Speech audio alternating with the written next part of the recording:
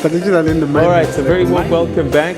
We're busy talking issues around the mini budget statement which took place yesterday. And we're getting questions from you via Twitter, as well as our audience that's sitting here. And we've got a panel here.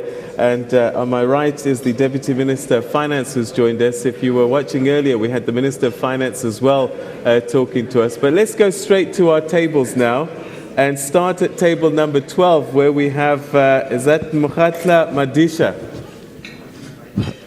Thank you very much, Peter. It's actually Manas Papela from Argon Asset Management. Mkhatla has just stepped out. Okay. Thanks for the opportunity. The question, short and brief. We heard about ESCOM bit earlier. With ESCOM being not the only SOE with financial difficulties, could the Honorable Deputy Minister comment on the plans pertaining to SAA, South African Airways, Post Office, as well as Sunrail? Just those briefly. Thank you. Okay, thank you very much indeed. Richard Mkasa, table 15. Thank you very much.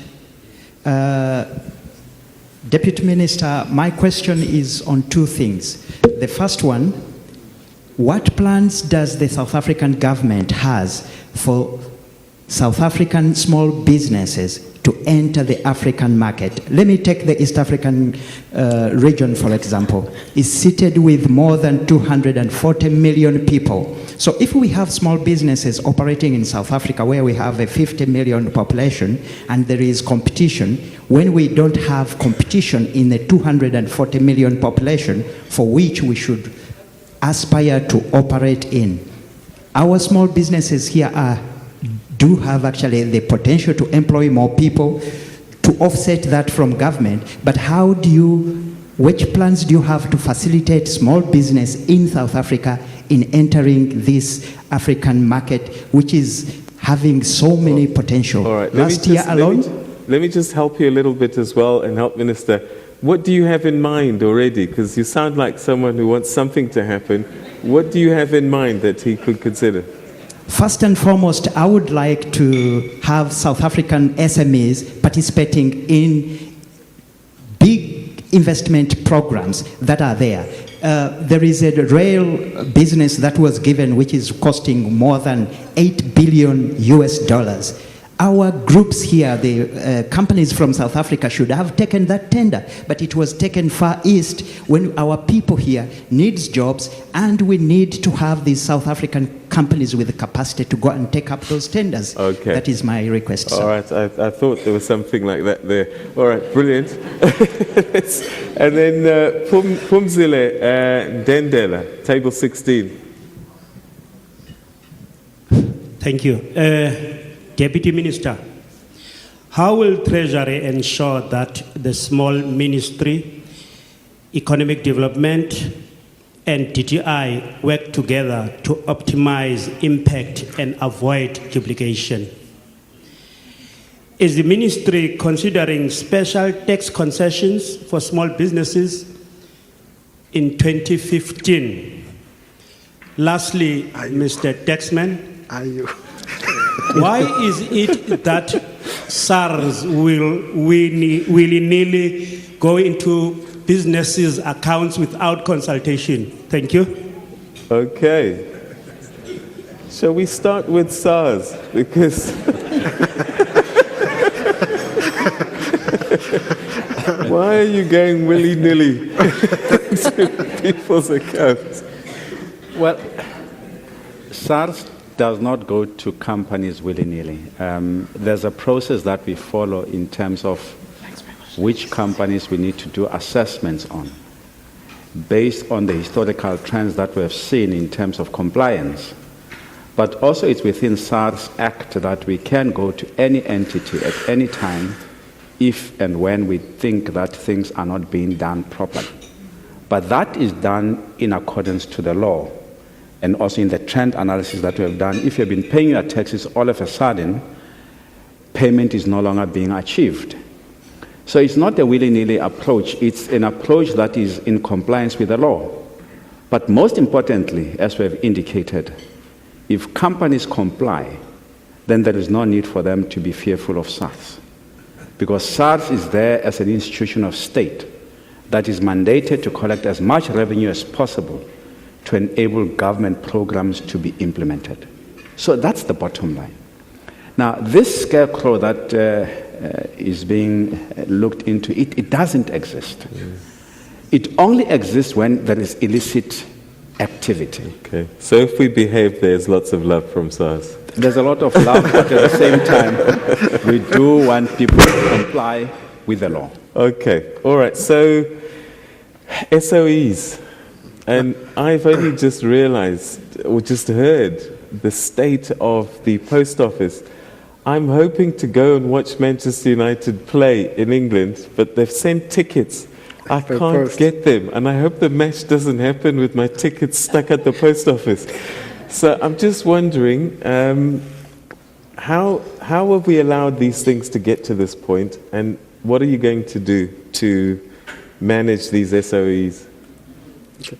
I think I'll take a general view. I would not probably indulge in each specific one. We've made the point, I think, in the statement we made, that SOEs in general are a major risk at the moment to fiscus. And we say this because I think you have huge challenges across the board, I mean, in some of these SOEs. And we've taken an approach that says, I think, firstly, it's important to emphasize that SOEs are important for development. I mean, the fact that we have SOEs is based on the fact that we think that the methodology through which they deliver services might be useful for government. We also think that they can be able to bring greater capacity than what we could bring within our own departments, etc., etc. So there's a value in us having SOEs. That should be important to emphasize. However, you cannot have SOEs behaving like government departments.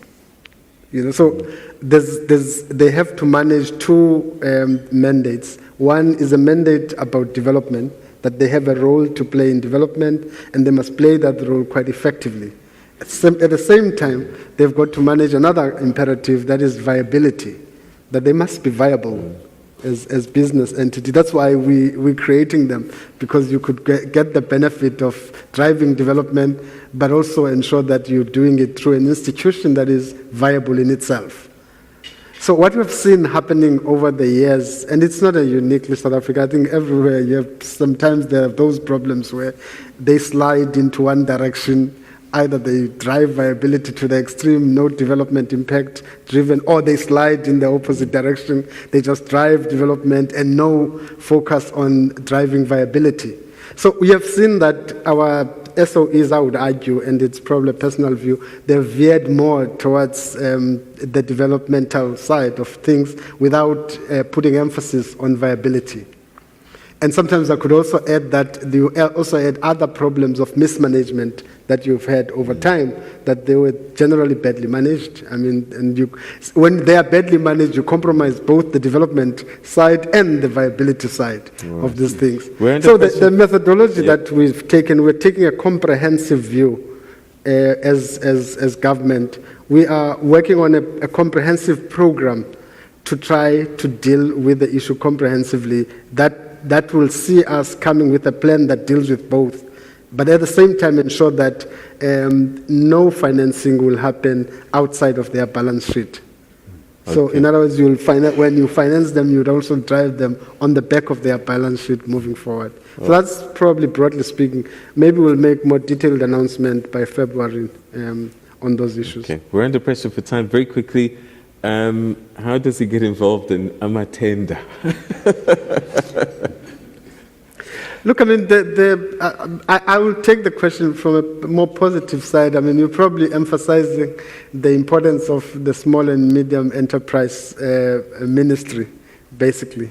Because what it does, it must create both business support systems and instruments for small and medium enterprises. It must also look at financing mechanism. It must also deal with issues of access to markets for some of our SMMEs in the country. So that's broadly what it's supposed to be seized with.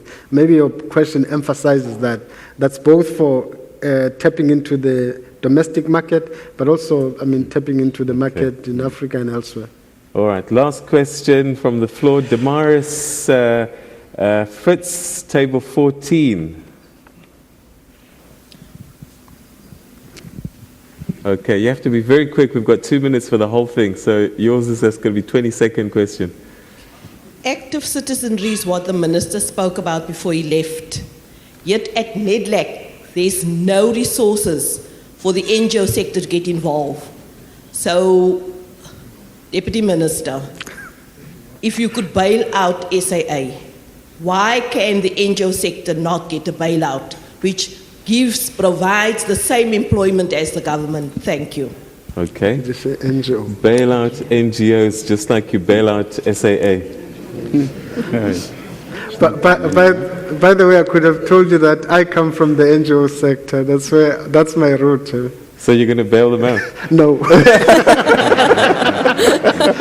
It's the funding of NGOs. In South Africa, I'm sure you know, it has been going on through a number of stages. And part of that also is encompassed by the transformation of the NGO sector itself. There was a time when, because you didn't have government, everything that has to be done for societies, for communities, had to be done through NGOs. Over time, they've changed their roles into lobbying, advocacy, etc., etc.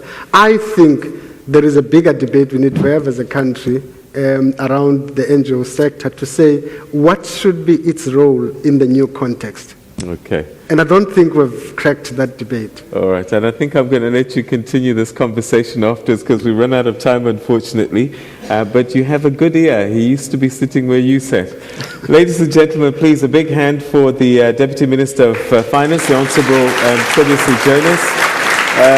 Head of Africa Research, Standard Chartered Bank, Razia Khan, thank you very much indeed. And to the new Commissioner of the South African Revenue Service, who's got love for you if you comply, Thomas Moyane, thank you very much indeed for joining us. And for you at home, thank you so much for being part of this conversation. We certainly look forward to the next one. In the meantime, have a great day, everybody, as we hand you back to Johannesburg. Bye-bye.